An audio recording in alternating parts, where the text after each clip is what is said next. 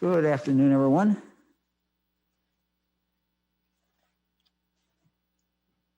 Well, today is Constitution Day. I've got a flag tie on here instead of the usual university and college tie that I wear. You may see also the two helmets. Tonight's going to be a fun game, and Bengals will be playing at the Browns and national TV. Thursday night football. So we're excited about that. I want to introduce my wife, Fran, who really has, I think, some exciting news about a new partnership. Fran? Well, earlier this week, the Ohio Governor's Imagination Library and COSI announced a partnership that'll help kids in need connect reading with hands-on science. COSI is traveling the state to provide learning lunch boxes to children. These learning lunch boxes include lunch, fun experiments, and an enrollment form for the Ohio Imagination Library. I want to show you one of these great kits. This is actually one that they did with that they partnered with the Department of Agriculture to make this, and it's about water quality, and there's a lot of experiments in here to do, and it's just lots of fun things.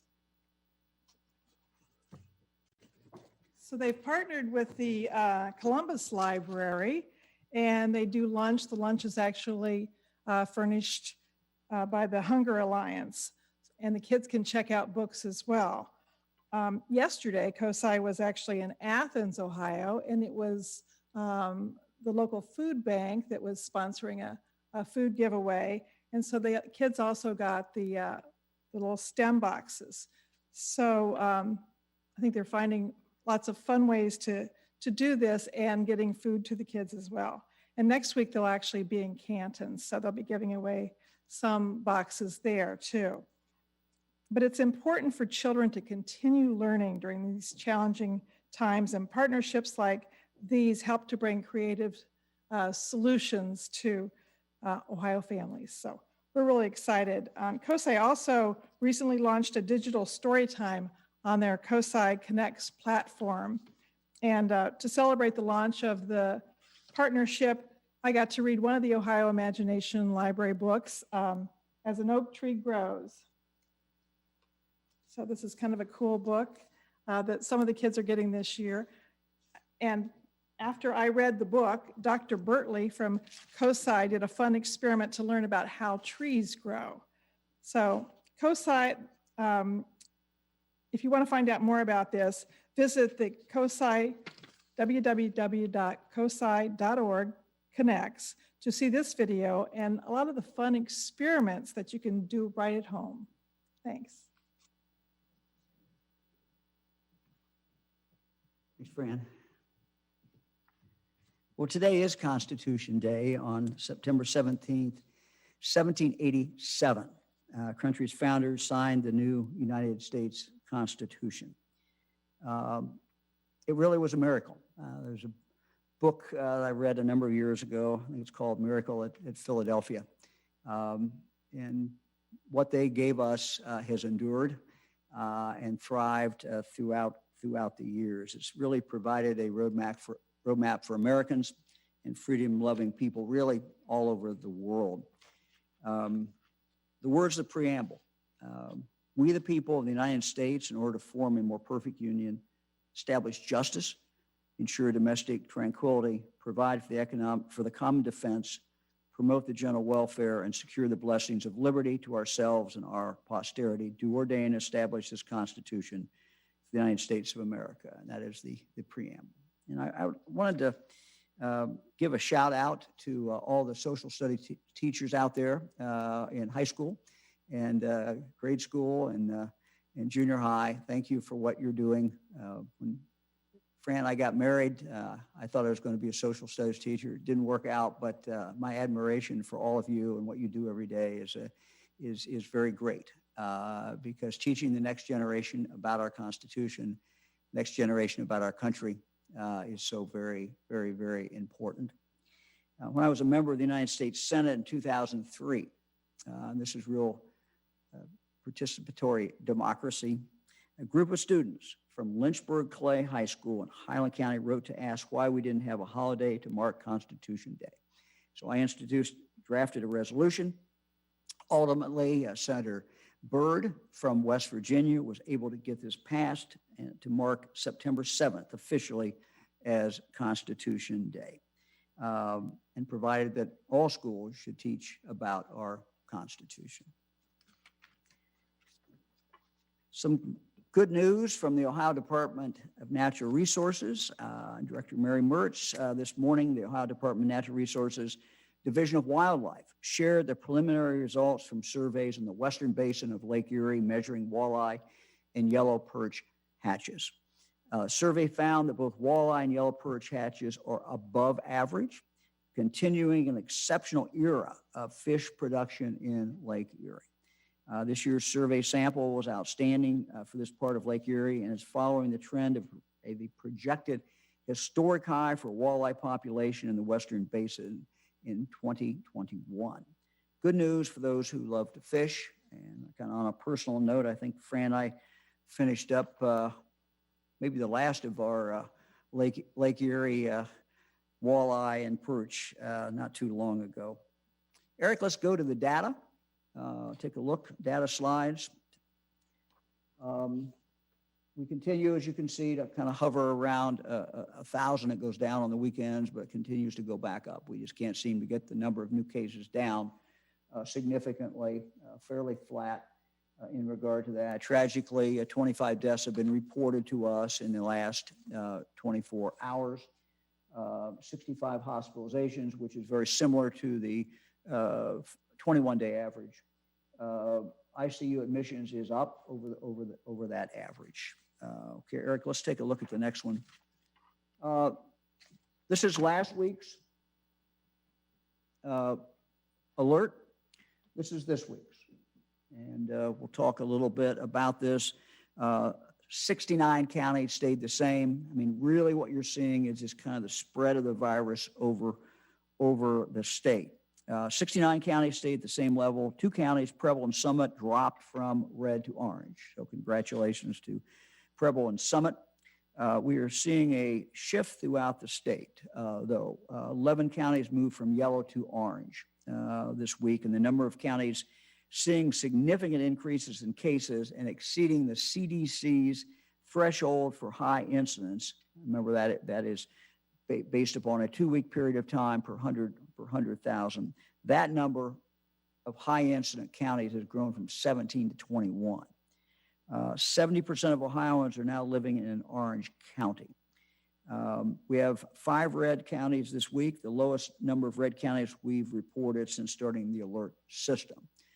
So good news in regard to that lowering of the red counties, but the high incident counties, we're seeing a number of those, as I said. Red counties this week are Butler, Mercer, Montgomery, Portage, and Putnam. Let's talk about what we're seeing in our red counties. We'll talk at, we'll go in the order of where they are the highest number of cases per 100,000.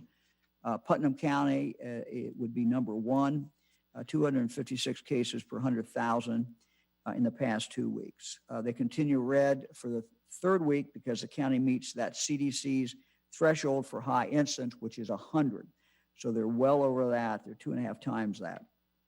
Their average daily emergency department visits grew from 1 on August 26th to an average of 3.5 on September 4th. In August, more than 40% of their cases were with people between 50 and 69. Local health department officials attribute high case numbers to several larger social gatherings, including many weddings.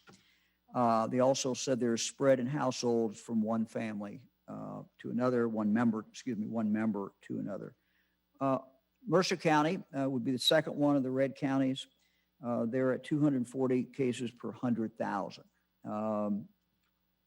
That's the seventh consecutive week for Mercer County. They've had 99 new cases, actual cases during the past 2 weeks. And in a press release yesterday from the Mercer County Public Health Department, they said that the county had 19 new cases reported during the preceding day. So that is very, very concerning. Mercer County Health Department reports that the growth in cases is not attributable really to nursing homes, but rather the spread continues throughout the county. Butler County, they are at 182 cases per 100,000. They remain red because they meet the high incidence threshold, which we said is 100. Miami University continues to impact case numbers, even though the cases on campus are dropping. I talked this morning to Randy Thomas at Miami. Randy went through the figures with me, and what we're seeing is, frankly, a real decrease in some of these numbers. So we're happy about that. But what we're seeing at Miami is what we're seeing at other universities, off-campus activities, not what's going on so much on campus, but off campus continue to impact the county's number of cases. Montgomery County, they are at 139 cases per 100,000. They've been declining during the past few weeks, which is good, with cases per capita declining from 178 to 139. Montgomery County is the only county to trigger the COVID hospitalization indicator. Their hospitalizations went from an average of 4 per day on August 31st to an average of 7 per day on September 13th. Cases with the University of Dayton have also stabilized, as they have at Miami, so we're happy to hear that. Let's go to Portage County, home of Kent State University, is new to the red level this week. The county's average daily cases have increased from 5.5, an average of 5.5, on August 26 to almost 11 on September 4th. Portage County also seen an increase in average daily outpatient visits from an average of 6 on September 10th to an average of 9 on September 15th. The majority of cases are being driven by activities in off-campus housing and to a lesser degree, Greek housing. So far in September, 51% of Portage County's cases are in people who are younger than 29. Eric, let's go and look at the high incidence counties. As I said earlier, the number of counties with cases that exceed the CDC's threshold for high incidence is now at 21. New counties added to this list are Athens, Delaware, Greene, Harrison, and Pickaway counties. A reminder that this number is important because it means that cases are rising steadily in a county. Even if the county doesn't meet one of our other indicators, they still have a significant number of the cases. Having high case numbers increases the chances of the virus spreading throughout the community if steps are not taken to slow this down. So let's talk about a few of those counties. And again, this is a list of the top 20 counties. Putnam, these are in order: Putnam, Mercer, Athens, Harrison, Shelby, Butler, Henry, Franklin, Miami, Montgomery, Auglaize, Delaware, Warren, Lawrence, Dark, Clark, and Greene, Pickaway, Meigs, and Wood. So those are the top counties based on number of cases in the last 2 weeks. Let's talk a little bit. Let's go to Athens County. High university students are certainly impacting the county. Outbreaks in Athens have been associated again with off-campus activities. Harrison County. In the past 2 weeks, has 29 actual new cases, and they've had a total of 60 since the beginning of the pandemic. So you can see that was a county that didn't have a lot of spread, and now it's just bam, moved right up in the last 2 weeks. Health department officials in Harrison County tell us about half of the recent cases are from a long-term care facility outbreak. Delaware County, they have had 366 new cases during the past 2 weeks. Half of those are people who are younger than 30. Greene County had 100 in the past 2 weeks, 180 cases during the past 2 weeks. Of those cases, 48%, about half, are younger than 30. As you know, Greene County has 5 colleges, universities here. Pickaway County has had 85 new cases during the past 2 weeks. Eric, let's look at the slide. So this is a summary, and let me just get to that in a moment. Let me talk about some stories here. We try to do this every week, and again, not to shame anybody, but really it's just to try to understand about how this spreads and how easily it does. This is spread associated with a funeral in Jefferson County. 7 people are sick, at least 22 have had to be quarantined.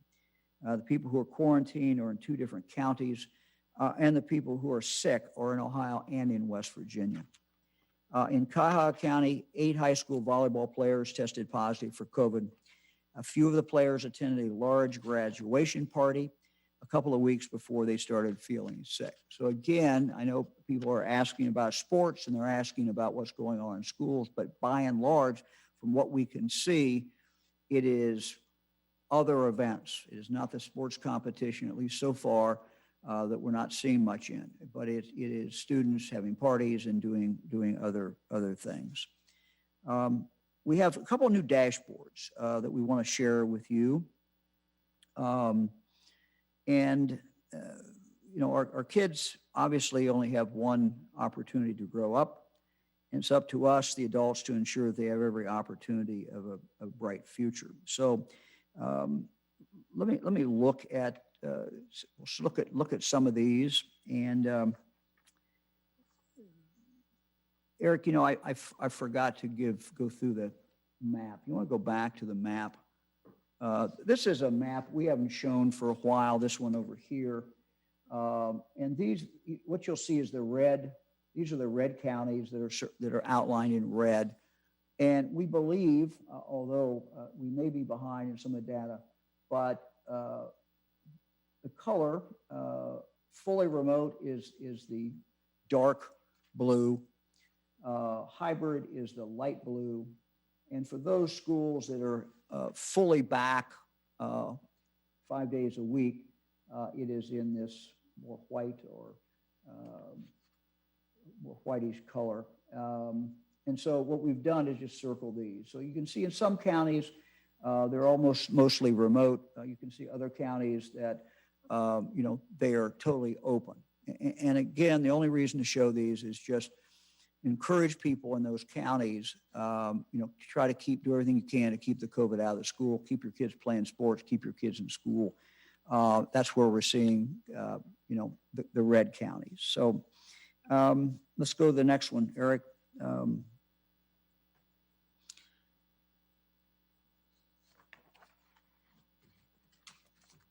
So this is our first school dashboard. On September 3rd, the health director signed an order establishing a reporting process for schools when they have COVID cases.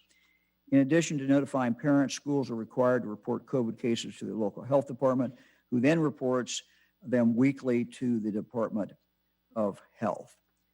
And so this is how it looks. And you can go, I believe it's up now, or will be up sometime today. You'll be able to go to the county and you'll simply be able to see how many cases in the last week, how many cases that are cumulative. So those numbers will change. I believe the only schools that are up are the schools that have had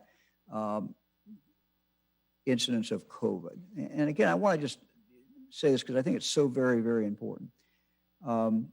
Because there's a student who's associated with a school who has tested positive is no reflection on the teachers, the principal, superintendent, or anybody else.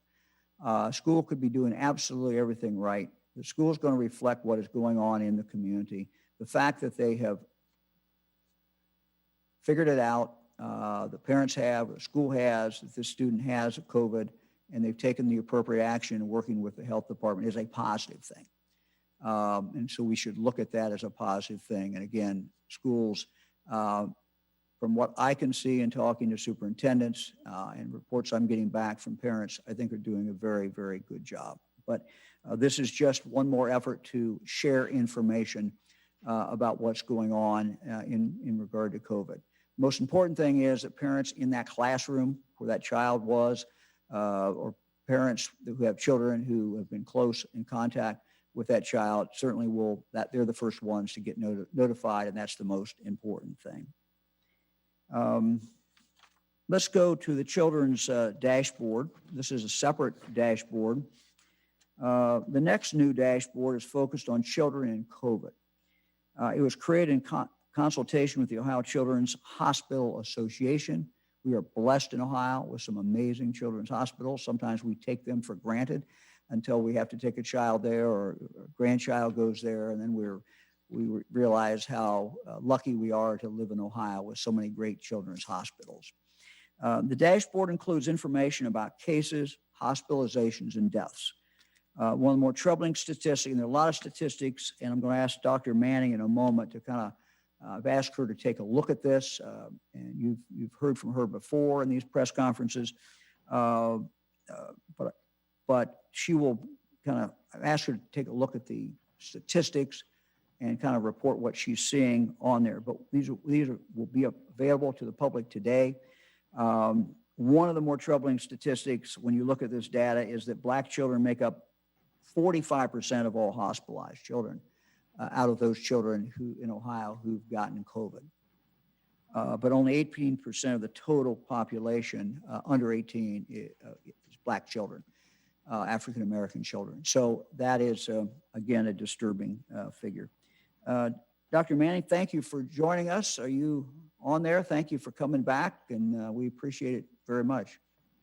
Here, yes, thank you very much for having me, Governor. And, I'm really excited about this dashboard and the ability for families and pediatricians to see this kid-specific data.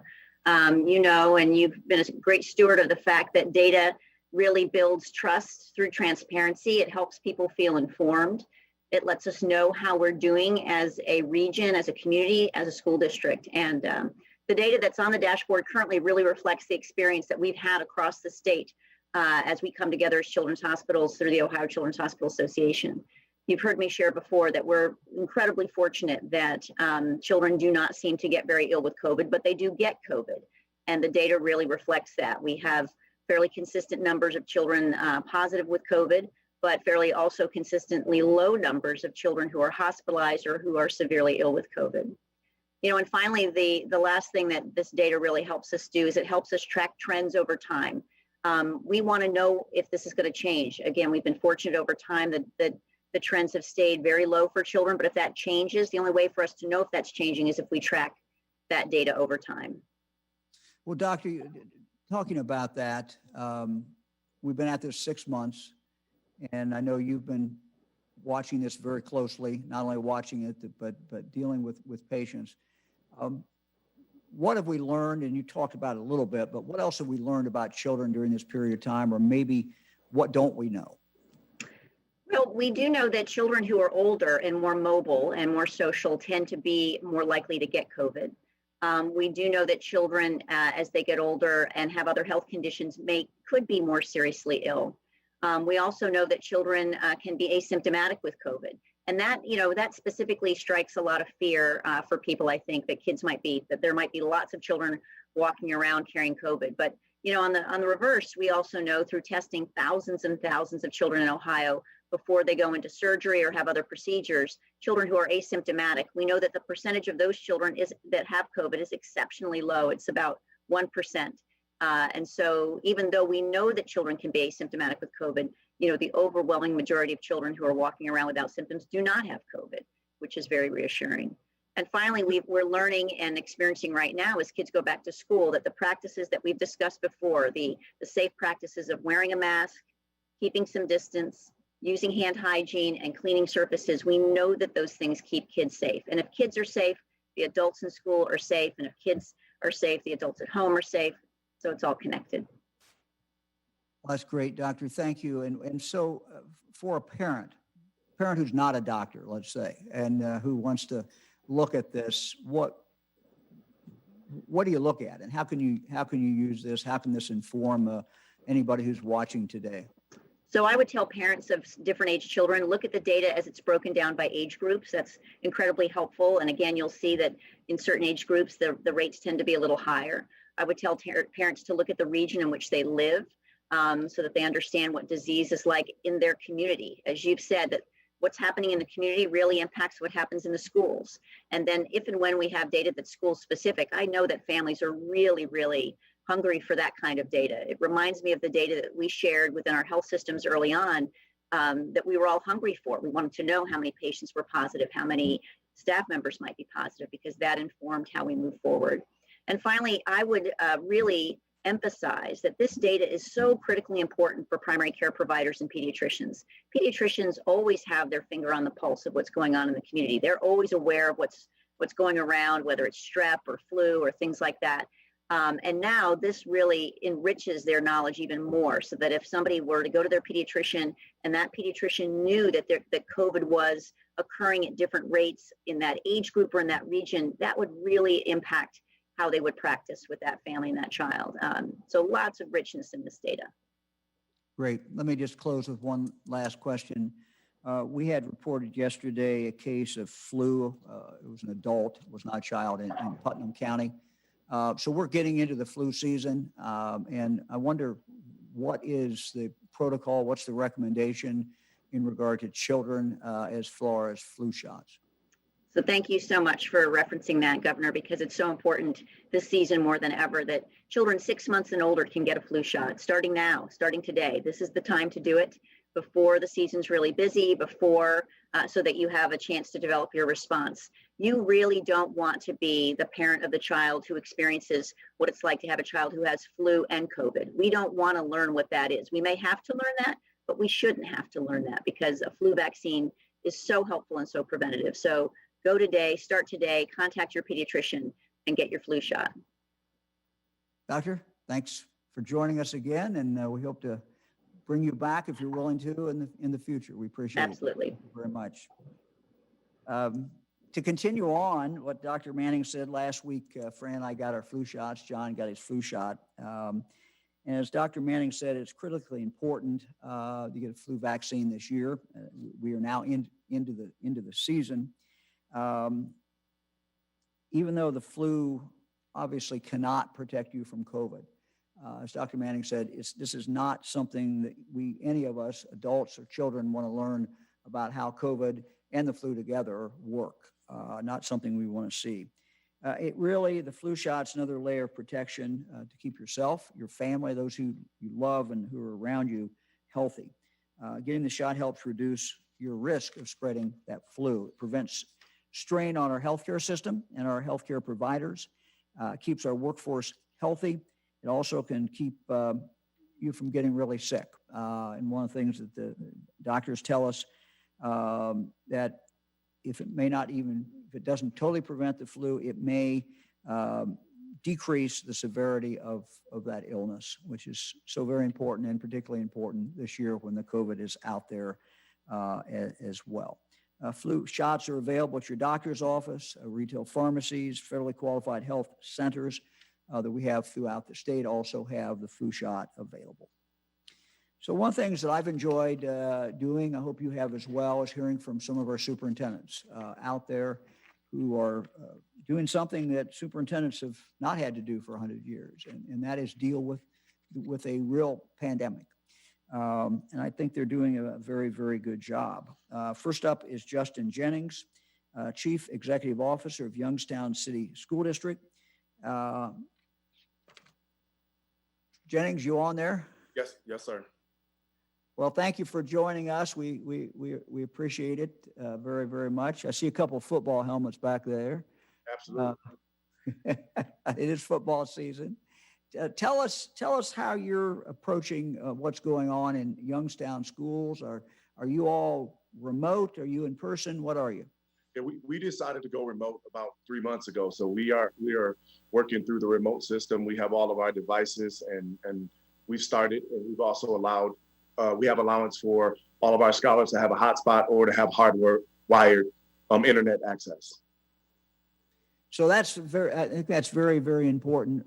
You told me when we were talking the other day that you all made that decision early.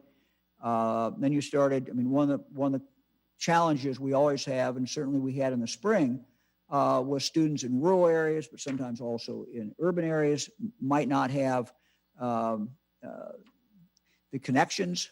They might not be able to, have a laptop or some way to pull that down. So you've taken care of basically 100% of your students out there, you think, who've now have the ability to connect in?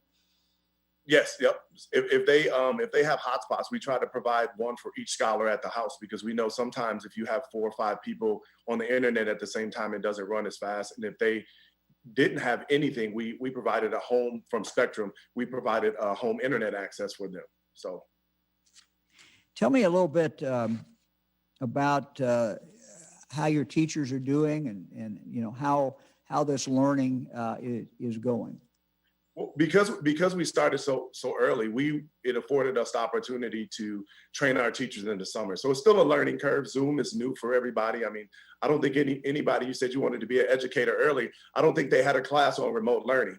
So this is something that's kind of a learning curve for all of us. And the teachers have been very positive, more for their health and safety. It has been something that's been really positive. We're still allowing our teachers to work from home, or they have the choice with social distancing to work from their classroom. Tell me a little bit about wellness dollars. One of the things that the legislature provided, and we came up with this proposal, sent it to the legislature, they embraced it, was the wellness dollars. And you and I were talking the other day a little bit about that. You want to tell us what you've done with those? And because I thought that was unique what you're doing, really. Absolutely. I mean, we know that health and wellness has really something that's positive that comes out from this COVID virus, is really looking at the disparities in our healthcare system. And one of those things for Youngstown City Schools is we don't have any pediatricians within our city limits to service our scholars. So what we decided to do with our wellness dollars is we've teamed up with Quick Meds and Dr. Ishmael, and we're going to have a clinic in each of our high schools that is going to be open from 10 to 6 every day during the week, and on Saturdays as well, to service our scholars and our community as well. And as of yesterday, after our press release came out, we're also going to have vision there as well. So Dr. Siegel from Sight for All will be there as well. And that's an opportunity for us to do this. And our plan in the future is to be able to expand and have a clinic at each school to service not only our scholars and teachers, but our community as well. Wow, that has to have a huge impact when that's all online. Huge impact not only with the students but with their families and other people in the community. Absolutely, absolutely. We have a large percentage of our scholars who have family members who have been incarcerated. So when they come out, they don't have the opportunity for that health care as well. So we're going to provide it for them as well. Well, I think that's really exciting. What's the timeline on that? How soon does that kick in? We'll be open and ready for business in late October, early November. So we're just getting the space together, and then we'll be good to go. Maybe a little earlier than that. So with the students remotely, though, you're still going to open this up for students to come in and for community members. Yes, by appointment, we'll be prepared. We'll follow all those guidelines that we have normally with the social distancing, with temperatures and different things like that. So we've actually been using QuickMed to do our testing for all of our scholar athletes, our COVID testing. So that's kind of how we started the relationship. Well, that's great. Thank you very much. I was really excited about that when you and I talked the other day, and I wanted you to share it with everybody in the state. So thank you very much. Good luck. Thank Good you. luck to your students and your teachers. We thank them for all they're doing. Next, I've invited Greg Enninger, the superintendent of Vanguard Sentinel Career and Technology Centers. They have campuses in Tiffin and Fremont. Thank you very, very much for joining us. We appreciate it. You've got most of your students back on campus now, do you? We do. Thank you for having me, sir, Governor DeWine. We do. We have about 1,051 kids on campus. We did start the school year on a hybrid system. Our goal from the start of the end, really, of last school year was to do whatever we needed to do to open school with students on our campuses. We really believe that career tech education is instrumental in our community in providing a trained workforce. And we think that really became, really apparent during the pandemic when you saw the workforce that were deemed essential. There's just about every career field that we have students training for.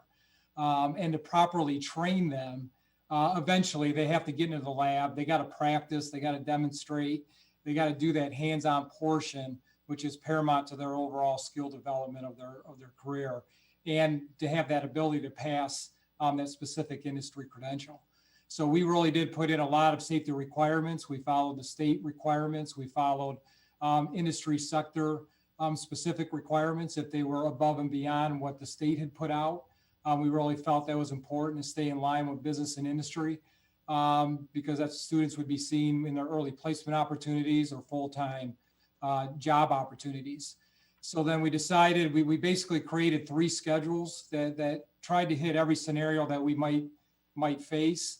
We did do it all students back, a flexible hybrid that reduced kids to 50% capacity, and a full distance remote learning if we had to. But as I said, there's only so much online related work you can do with the hands-on and the career tech.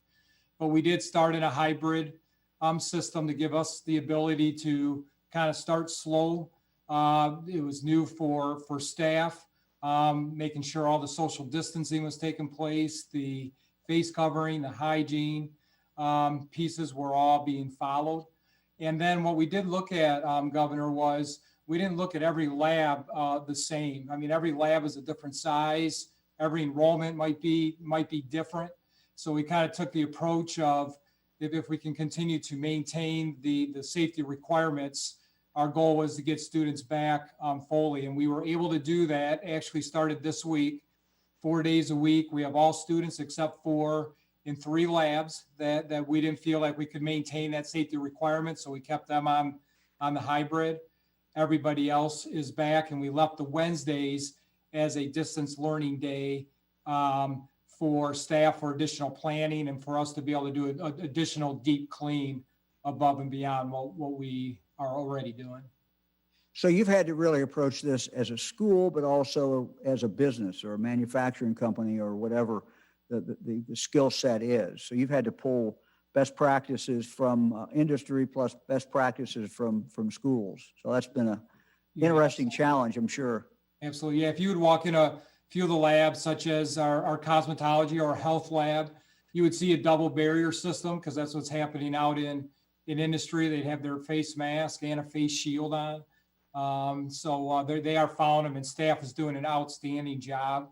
Even when they came back with even more ideas of how they could create a more safe environment to get the students back on a full-time basis versus a hybrid. So it's been a great start thus far. So I know this has been a difficult time. Your instructors, how are they doing? Your teachers, how are they doing? How are the students doing? Yeah, the students, I'll tell you, everybody really bought into the safety. We haven't had any major issues with that. Staff, like I said, has just been outstanding with getting their labs and classrooms ready and prepared for students. They all wanted to see the students get back on campus as well. And without that proactive approach, I think from our staff and knowing what they need to do inside lab, portrayed to getting the students back full time on those 4 days. So I think everybody's doing really well. The kids are working hard and getting those skills that the employers need to meet the job outlook.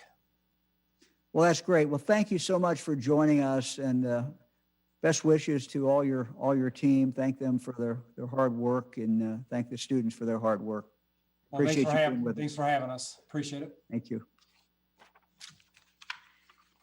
Since the start of the pandemic, we've worked hard to make sure we are protecting Ohio's critical infrastructure workers who keep food on our tables, keep us healthy, keep us safe. Indeed, our critical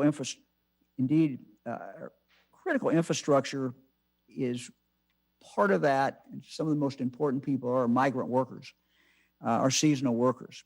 We've been working with local health departments across the state to monitor and assist when outbreaks occur on the farms where they work. In Ohio, there are currently around 5,600 known migrant and seasonal workers who work at camps licensed by the state of Ohio. Many owners and operators of these camps also provide housing for workers and their families. This creates kind of a unique situation for these communities where individuals are working, traveling, living together, often in very close proximity to each other. These unique circumstances have created a situation where workers and their families are many times impacted by this COVID virus. Since the beginning of the pandemic, we've been reaching out to these communities to help with testing and translation services, outreach, providing materials in English and Spanish to help workers stay safe from COVID-19 at work, at home, and in the community. We know that when COVID-19 outbreak occurs, when one of them occurs, a swift, coordinated response can significantly reduce spread and help those that are sick get the care that they urgently need. We're going to today release our rapid response guide for migrant and seasonal farm workers to support local health districts in developing a culturally appropriate plan to respond to an outbreak. The Department of Health has an interesting kind of diagram or chart, which I did not bring, nor do I have in front of me, but it shows how seasonal workers come in at different periods of time, basically starting in March. And so it's an ongoing process. And so, you know, it's not going to be too many more months until that process is starting again. So we're glad to get this document out as part of what we have been doing. It will be available on our website at coronavirus.ohio.gov as part of our continued efforts from the Minority Health Strike Force. In addition, to help meet the needs of the farm working community, the Ohio Department of Health is awarding $2.6 million in CARES Act funding to agriculture camp operators to improve the health and safety of their work sites and camps to reduce COVID-19 transmission. Those improvements will primarily focus on reducing housing density, installing touchless equipment, partitions, and hand washing stations. The Department of Health is also partnering with the Department of Jobs and Family Services to distribute face masks, hand sanitizers, disinfectant cleaner, digital forehead thermometers to workers and operators. By helping provide these prevention tools and providing information, we know that this will help slow the spread. A quick wastewater update. Since mid-July, Ohio's coronavirus wastewater surveillance network has been monitoring incoming waste at wastewater treatment plants around the state to test for gene fragments of COVID-19. Our team, along with university researchers, has seen a recent steady increase in the number of viral gene copies at 2 wastewater treatment plants. One is in Dayton. The other is a Columbus plant referred to as the Jackson Pike plant. These findings are information that we very quickly pass on to the local health department. Many times the health department is directly involved in the gathering of this data. But the point is to get it to the people who can use it right on the ground. The Ohio Department of Health notified in one case the Dayton Montgomery Public Health and the Columbus Public Health systems to allow them to take appropriate action. Again, one more piece of information, and we think as this continues to evolve, it's going to provide more and more better information. Testing of wastewater for COVID-19 gene fragments can also be done on a smaller scale to focus on targeted locations within a treatment plant service area. For example, the Ohio State University has started monitoring 6 separate locations on campus. Samples collected are being used by Ohio State alongside rapid student testing that they're doing to better track COVID-19 on campus. The goal is to use these 2 data sets to identify possible infection spots. That's what Ohio State's doing with those 2 rapid student testing as well as the samples that we're talking about. We are currently testing in more than 30 cities across the state. We'll expand testing to more than 50 locations in the next month. We've got a lot of questions about Halloween, and we will be putting out some guidance tomorrow. And so you can look for that actual guidance tomorrow. Halloween historically in this state has been a very community event. Beggars Night has been a community event. And communities set the time themselves. They make the determination about that. So that will not change. The local community will make the determination if there's a Beggars Night, when that Beggars Night is. They will do that, I'm sure, in consultation with their local health departments. Parents, in turn, will do what parents do, and that is make a decision about whether their child goes out in trick-or-treating. Obviously, celebrations this year will not look like those in years past. Again, face coverings, and of course, that may not be a problem with trick-or-treaters who are wearing a mask and something else, but it's important to have some mask on. Hay rides, haunted houses are much more problematic.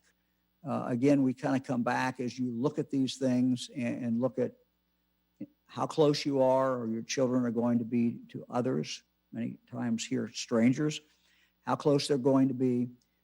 Do they have a mask on? Do the other people have a mask on? And how long in proximity does that last? So when you look at, for example, the haunted houses,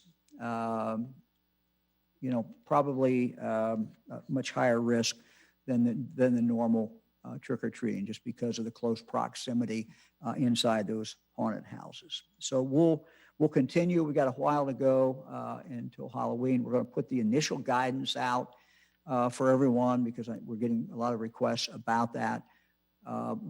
As the virus evolves, again, we will continue to update that if that is in fact appropriate. And again, in making all these decisions as parents, you make those decisions based upon all the information that you can get with our color coding and all the other things that we're providing.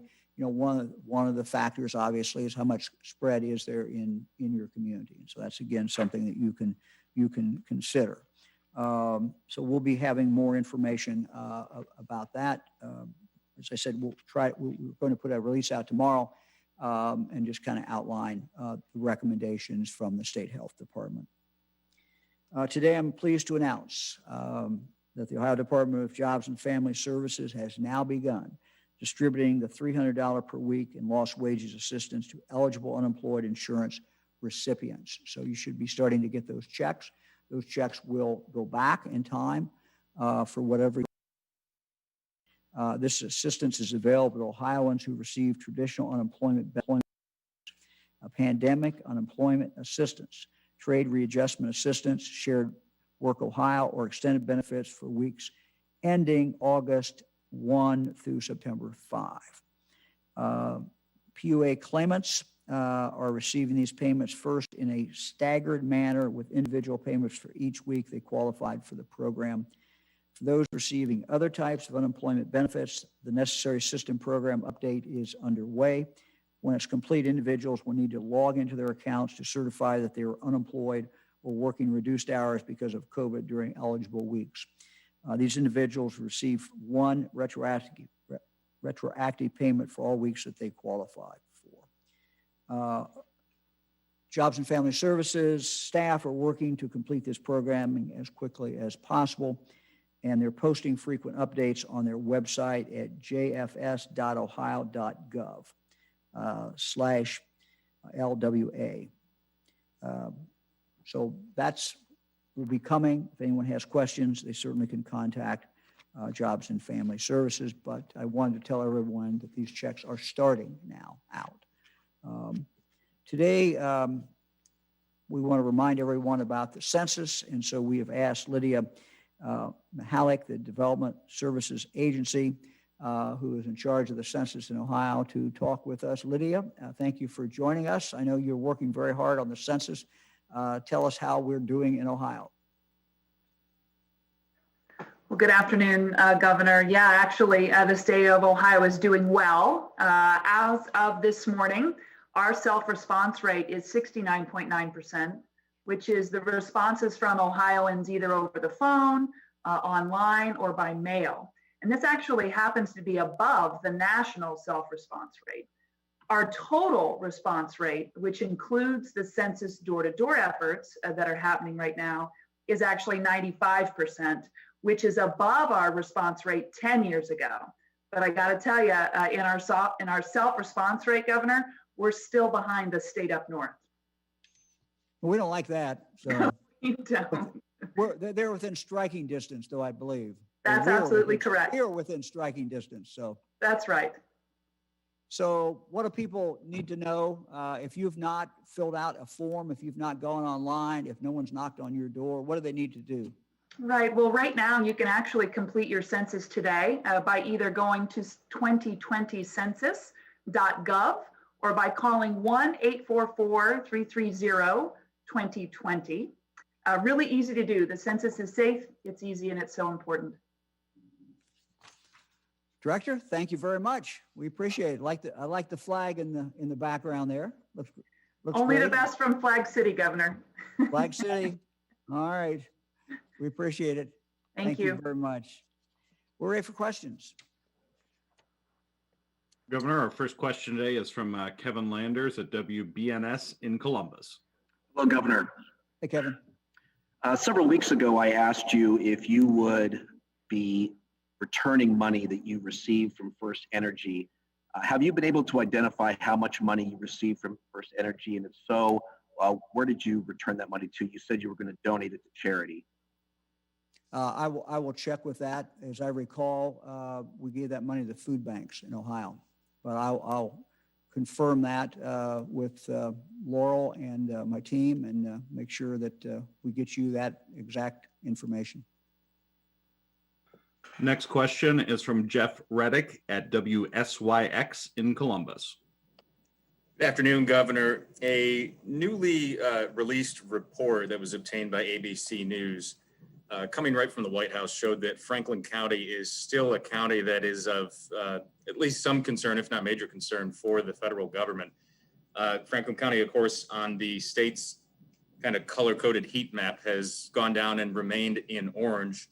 But I'm wondering if you still have great concern for Franklin County as it leads the state, or if that orange level is in any way, if you think, dissuading people from taking the necessary precautions. Well, we asked people to look at two things. And I don't know, Eric, do you have the ability to put the top 20 back up again?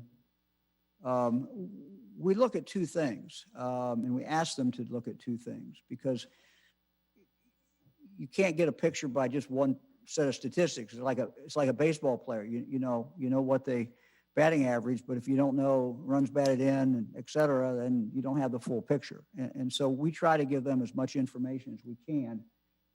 If you look on here, Franklin County has, I can't remember what Franklin County number was, but I have those numbers of incidents, but their incident numbers has continued to stay high. So we are concerned about that, and we remain concerned about it. So, you look at two things. You look at the list. You look at the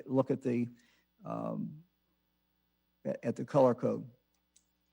So, I mean, one thing the federal government has, they go by positivity, which is an interesting number per county. We hope to have positivity numbers up for every county shortly. We think candidly that the federal government's positivity numbers are not always as precise as they could be because my understanding is they are using the hospitals. So my understanding is that if someone comes out of Circleville, they're in a Franklin County hospital, that would be attributed to Franklin County. So we don't think those numbers are exactly right, but we do agree with the federal government that there is certainly a concern with Franklin County. And look, a lot of this is we're looking at a lot at what's going on with thousands and thousands of students who are back in school. What we continue to see, I think our schools are doing a good job. Ohio State, who's the biggest one, obviously, in Franklin County, I think is doing a good job. The testing, the tracing. But what we continue to see from at all universities is off-campus and off-campus activity. And so we worry about that as well. But the mayor and I talk a lot. We talked earlier today, and we continue to stay in very close touch as we do with the two health departments. Next question is from Joe Ingles at Ohio Public Radio and Television. Good afternoon, Governor. Hi, Joe. Hi.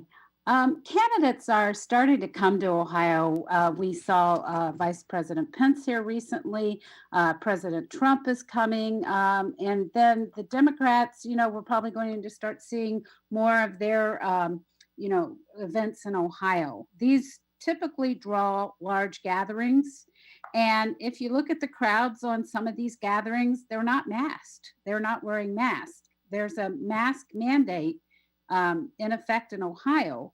My question is, are you going to enforce that mask mandate at those kind of events? Well, Joe, let me kind of go through this. Throughout this pandemic,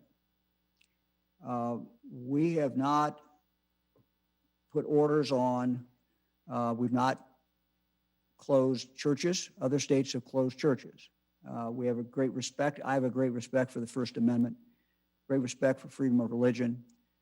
While we have urged churches to have, people be very, very careful, we never closed them. The only thing we've done with churches is to require mask by a person who's not the celebrant or person who's not talking. So we've done that. In regard to demonstrations, and I know some people were irritated with me about this, but we said, look, this is an exercise of First Amendment. Now, at the same time, we said, please, please, please wear a mask, keep a distance. And every time we continue to talk about that. Political campaigns, whether it's Joe Biden, whether former Vice President Biden, or whether it's President Trump, or whether it's a local candidate, if they're having a political rally, we exclude them from that order. But we really urge anyone who's conducting a rally, anyone who's attending a rally, while we don't require you to do it, the order does not say you have to, but please wear a mask. Please do social distancing.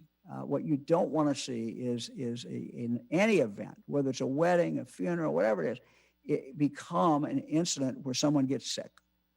And so, again, any candidate who comes into Ohio, any candidate who campaigns in Ohio, please do everything you can to have everybody wear a mask. And for the people who show up, and we would just ask them, please wear a mask. We think that is just, just absolutely vitally important. Next question is from Ben Schwartz at WCPO in Cincinnati. Hi, Governor. Hi, Ben. I have a question here sent in from a WCPO viewer. This viewer says her father is in a nursing facility and that she's sent countless emails to your office and other state agencies asking to see some change in how nursing facilities are handling COVID-19. In this viewer's words, she asks, quote, what is visitation going to look like going forward? Within a month, it's going to be too cold outside to have outside visitation, end quote. Yep. This is just one of a number of concerns raised by our viewer. So I guess the overall question is, moving forward, how will we see rules and guidelines regarding nursing home visitations evolve? And could we expect to see any more lenience on visitations in any way? Well, we get these calls, and my heart goes out to anybody who's not being able to visit their loved one. For a number of months, we have opened up nursing homes as far as the state's orders, the health orders. We've said they can provide visitation. We suggest and say that it should be outside. We know that winter will come eventually, much as we don't want it to come. And so we're now working on how visitation can take place inside. If you have a loved one and you cannot get into a nursing home, that it is the nursing home that is stopping you from going in. It is not the health department. So again, they may have a reason, they may have a good reason, but it is not the health department. We have, for a number of months, said People should be able to visit loved ones in a nursing home. Now, look, we don't want anybody going in there, visiting who's sick. We want them doing it outside. We want them to wear a mask. So, those are normal precautions that we, know should take place and expect to take place. But I continued also to get calls. I continue also to get texts and emails from people who say, I can't go visit my loved one. And, again, that is something that we are not stopping. That is the nursing home that is not letting you in. And now, as I said, they may have a good reason, but you should contact that nursing home and find out what that is. Next question is from Max Philby at the Columbus Dispatch. Hey, Governor. Hey, Max. Just looking through the school database put out today, it looks like most of the data is on the district level. And considering the fact that some of these school districts have dozens of different schools and buildings, wouldn't it be more helpful to list it via building as opposed to district-wide? Well, we get into the question, and we discussed this before. I don't know whether you and I have discussed it, but the issue about the law saying that you cannot put out information that would identify someone as having COVID or identify anything about health issues around one individual. We've always felt that the most important thing was that parents of children in that school be notified. So they are being notified. First of all, the parents of any child who came in contact with that child, who was sitting with that child, anything else, those are the first people that should be contacted. And to my knowledge, are being contacted by our schools. Second, if you have a child in that building and there's some COVID in that building or a child has COVID, you're supposed to be notified. So those are the people who have the most, seems to me, important that they in fact be notified. We've encouraged schools to put dashboards up so that anybody in the community can look up and find that out. But we can't micromanage this. And we can't micromanage it down to the point where in a small school system, they might be giving out information that would identify someone as having COVID, which is illegal. They cannot do that. We cannot do that. I cannot require them and should not require them to do that. So what we said at the beginning, and we had people in schools who said, this is too burdensome. We had other people, in the press who said, you're not giving us enough. We're going to let this run for a few weeks. We're going to kind of see how it works out. We're going to see how the information is flowing out. And then, if it's appropriate to adjust it further, we will certainly do that. But, again, our goal throughout this has been put out a lot of information. We've been focused most particularly, though, on actionable information, something you can take and do something with that piece of information. But we're trying to get as much information as we legally can get out. Next question is from Laura Hancock at cleveland.com. Thanks, Governor. Two quick questions. Convention centers are still not allowed to operate in Ohio as like their normal intended way. Any update on when gatherings of more than 10 people might be allowed in convention centers? And then the second has to do with the school dashboard. Is the data helpful when it contradicts what individual school dashboards are saying? Cases on the state dashboard seem to be far fewer than what schools have previously reported. For instance, in Cuyahoga County, health officials announced 51 cases in individual districts, up from 23 the previous week. The state's dashboard is only showing 3. I'll check on it. Look, this thing went live today. There's bound to be problems. We're going to fix the problems. Keep in mind that this goes through Sunday. And so the data would be relevant as of Sunday. If somebody makes an announcement of something happened Monday, Tuesday, or Wednesday, then it would be different. I don't know if that's the situation here or not, but we certainly will run everything down. We have no incentive not to have accurate information, and we're going to try to make it accurate. But again, a lot of schools, 600 some school districts, a lot of reporting coming in. We'll check on it. If there's discrepancies there, we'll try to run those down. Next question is from Spencer Hickey at Hannah News Service. Thank you. this is for the governor and Director Mahalik. If you'd be able to answer this. You talked about the census rates statewide. Would you be able to comment on rates for regional areas, particularly Appalachian and southeastern Ohio, and if there's continued state efforts towards those areas? Yeah, is Director Mahalik still on the line, Eric? Yeah, I'm here, Governor. Okay. Could you hear the question? I could, yeah, and I don't have those rates specifically with me right now, but we'd be happy to get you that information. We'll get it. Is there state efforts specifically to promote the census in those areas?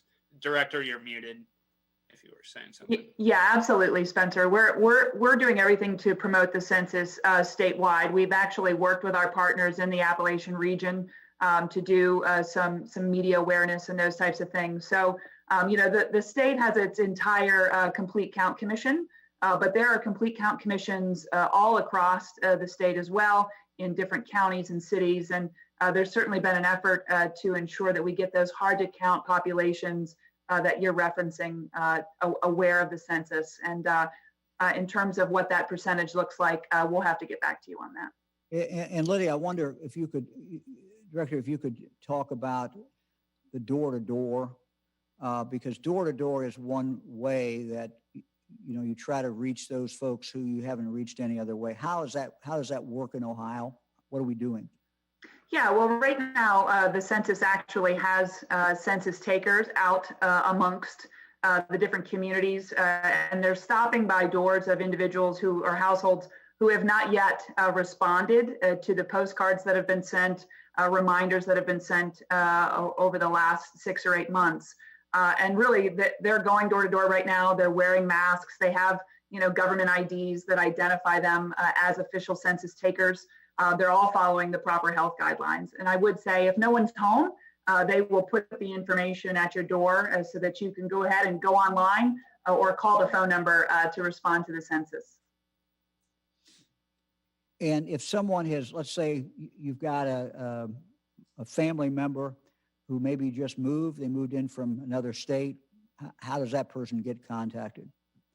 So the best thing for that individual to do is to either go online to 2020census.gov or to call the phone number, which is 1-844-330-2020. Director, thank you very much. You're welcome, Governor. Next question is from Jim Province at the Toledo Blade. Hi, Governor. Hey, Jim. Last night, Vice President Mike Pence urged the crowd in Zanesville to applaud you for your performance as governor, but many in the crowd responded with boos. Why do you think you're getting that kind of a reaction to many within your own party? And do you plan to attend the president's rally Monday night in Toledo? Yeah, he may be another location in Ohio. I hope to be with him. I don't think they've announced the second location yet. And I tend to be with him at the second location, so I won't scoop the White House, but I think there's going to be another announcement unless things have changed in the last several hours. And so I would intend to be with him then. Look, as far as why some people in the crowd reacted the way they did, look, it's we're making tough decisions, or we're making decisions, and we understand that this is a tough time. We have some people who are unemployed. We have people who, don't want to wear a mask, and a lot of different things. So I'm going to continue to focus on what I need to do. I think that's my job. I think that's what people elected me to do, and we'll keep doing that. Next question is from Adrian Robbins at WCMH in Columbus. Hi, Governor. Thank you for being here. Obviously, President Trump will be here on Monday, which many are talking about, and many in Ohio are concerned with a large crowd getting together that he normally draws, no matter the candidate that could be coming to Ohio over the next several weeks before the election. Are you concerned what these kind of rallies could do with our numbers, especially considering Ohio is already dealing with schools going back, colleges going back, possible flu coming up, and the spread that we're seeing in our rural areas? Well, no matter who is putting on an event, our answer is the same. And that is, if it's protected by the First Amendment, it's protected by the First Amendment. But we urge everyone to wear a mask. We urge everyone to keep their social distance. We know that gatherings, by their very nature, can lead to spread. We know that. That's a fact. And so the basics have not changed. We also know that outside or a place that's well ventilated is obviously better than inside, and there's not the ventilation. So, there are all the variables that we talk about, and we just, no matter who's going to have an event, whatever that event is, we would just, whether it is related to a campaign or not, we would ask people just to be very careful. This is a time when we have, as you saw by the map, we have spread all over this state. And we're seeing more and more of these counties, go from yellow to orange. And that's not a good thing. We're hovering at about the same number of cases, a little over 1,000 cases a day. Our positivity number is pretty good. It's been going down. We're very happy about that. But we also know that winter's coming, and things, some of the scientists predict things get rougher in the winter as far as the virus. So we carry on. We just ask everyone, keep the essentials in mind. Distance, mask, outside better than inside. So. Next question is from Jack Windsor at WMFD in Mansfield. Hey, Jack. Hi, Governor. On Tuesday, I cited the federal case in Pennsylvania, and asked you if Ohioans needed to earn their freedoms. You said our rights are God-given and government powers are not unfettered in halting them.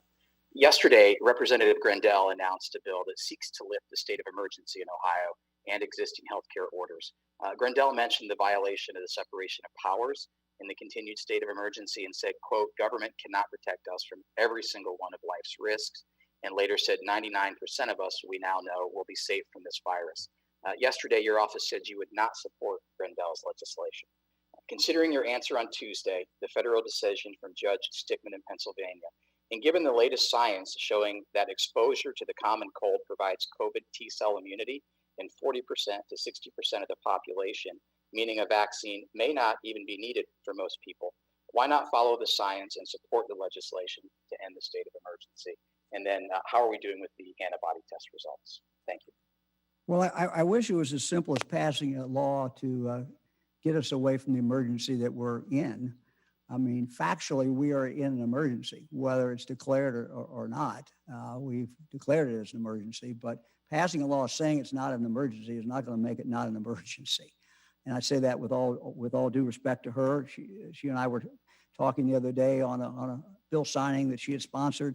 So I have a great deal of respect for her. But look, passing a bill just doesn't make it not an emergency. We have an emergency. We have significant spread. We have people dying, and we can do this. And we can do two things at once. We can keep our economy going. We can go to our kids' sporting events. We can do a lot of different things, but we still have to do some careful things, and wearing a mask and keeping the social distance are very, very necessary. So no, I certainly do not support that. We have an emergency, and when we're done with the emergency, we'll be done with the emergency. And I can't wait. Next question is from Jackie Borchert at the Cincinnati Enquirer. Good afternoon, Governor. As you mentioned earlier, there is a game tonight, and many Cincinnati Bengals fans might be heading across the river to Kentucky to watch the game since Governor Beshear pushed back its liquor curfew to 11 p.m., an extra hour compared to Ohio. Ohio bar owners want to know, will you follow suit and push back the curfew here? I don't know yet. I mean, look, we're going to consult people in different communities across the state of Ohio. As you know, as I've reported before, Mayor Cranley would like to see us do that. But we have other mayors in major cities in the state who do not want us to do that, feel that this has been very helpful in slowing the spread down. Cincinnati is in a unique position because people can go across certainly can go across the river. Let me use this occasion also to say, since we're talking about football, and I plan on watching the game tonight, should be a lot of fun. But our concern really is as the NFL starts back up, and now we'll have Ohio State in the not too distant future. A lot of us are going to be watching TV. Watching these games. A lot of us like to do it with friends, and that's great. A lot of us like to go into bars and watch it, and that's fine too. But we just ask people, when we talk about football, the big question was, is it safe? I have a concern, frankly, about what results if a lot of people are getting together in bars, and we saw some pictures the other day, the first weekend of football, NFL, and people were not distancing.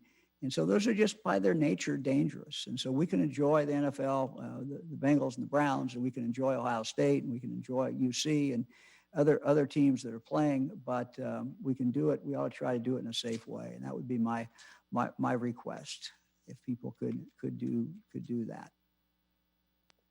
Next question is from Justin Dennis at mahoningmatters.com. Good afternoon, Governor. I'd like to get back to nursing homes for a moment. We heard from a group of Ohioans who are pushing for some way to offer additional care or FaceTime with their loved ones in nursing homes, possibly by designating them as essential caregivers. Other states have enacted legislation to that effect, which would allow those relatives inside nursing homes and to visit with their loved ones for longer. Is there anything that you can share about the state's upcoming guidelines that might align with that? And when can we expect to learn more about that plan? Yeah, again, I want to emphasize, though, the nursing homes for months have been permitted, and we've given them guidance about allowing visitation. And I know it's very frustrating that there are nursing homes that are not letting people visit, or they're letting them visit for 15 minutes. I mean, unless they're really, really busy, it seems to me more than 15 minutes should be allowed. We want them to do it safely. We don't want the virus coming in, but they're doing it outside now. They're doing it, people have face masks. So I just would say that unless the nursing home has COVID in there or some real reason not to have that nursing homes should be allowing people to visit.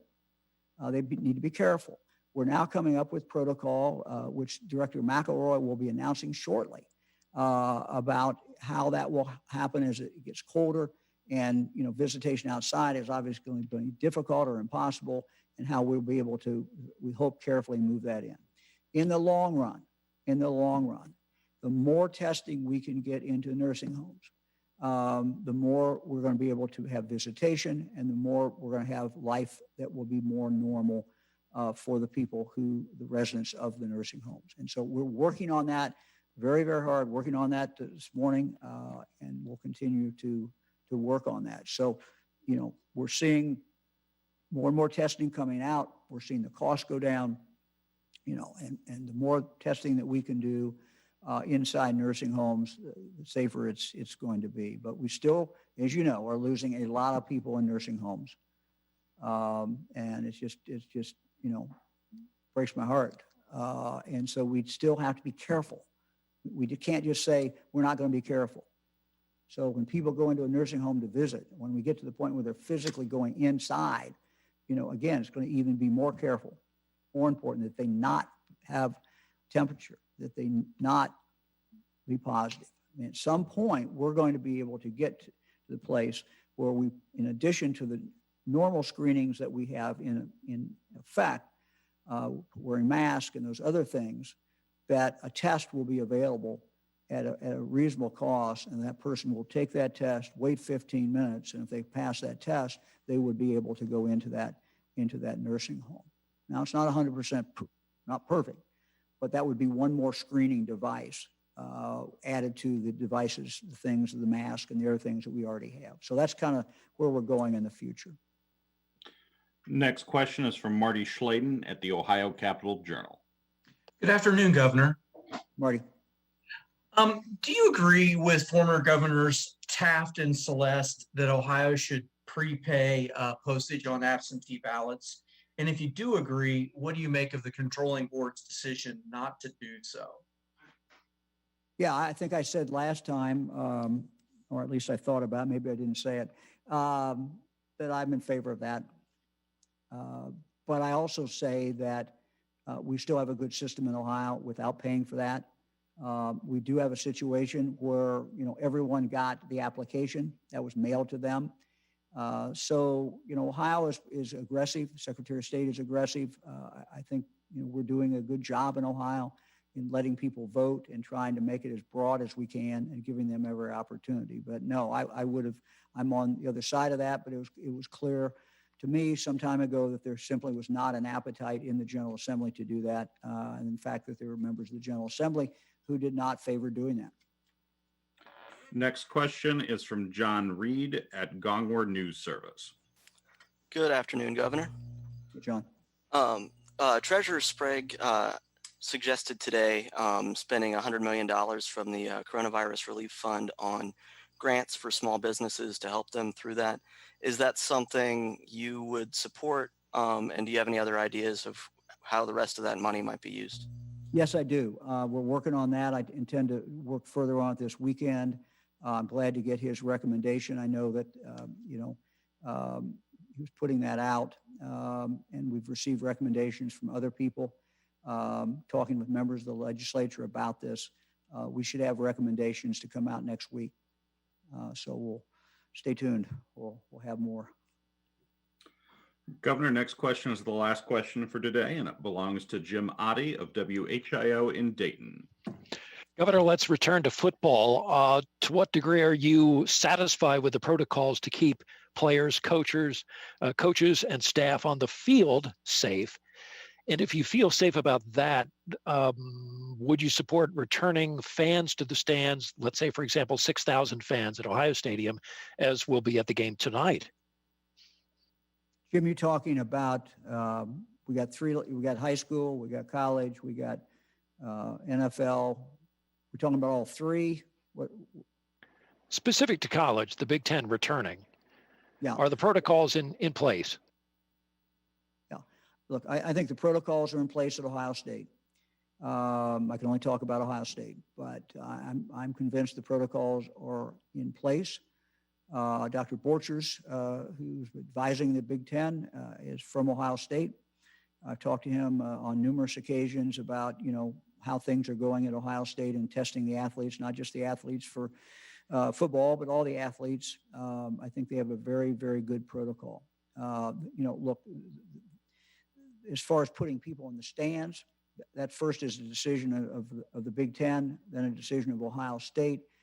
There is no reason that we could not do something similar at Ohio State to what we're doing with the Bengals and the Browns. They both came forward with very good plans. We basically divided the stadium up in 4 areas, 1,500 people per area, which is what our maximum is for high school. And so I'm convinced that will work out very well. I think it's going to work out very well tonight. We'll turn on TV and watch. But I think it's going to work out well with the Browns and the Bengals.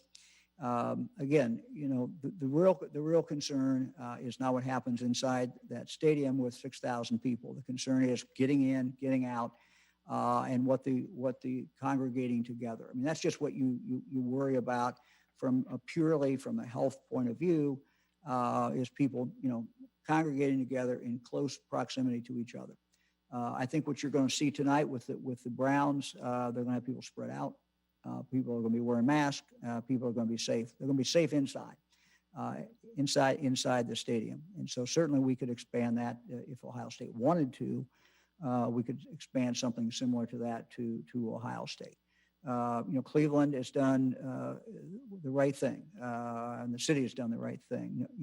Doing everything they could to discourage tailgating, everything they could to discourage the congregation. We all love tailgating. I love tailgating. But this is a time when we're kind of shifting things off. We're making a sacrifice here so we can do something else, and being able to have the game, be able to attend the game for some people, and for the rest of us to watch it on TV and the players to be able to play. Those are all good things. But the congregating together is just something that's not healthy. Jim, thank you very much. We look forward to seeing everyone on Tuesday. We hope you have a good weekend. Thank you very much.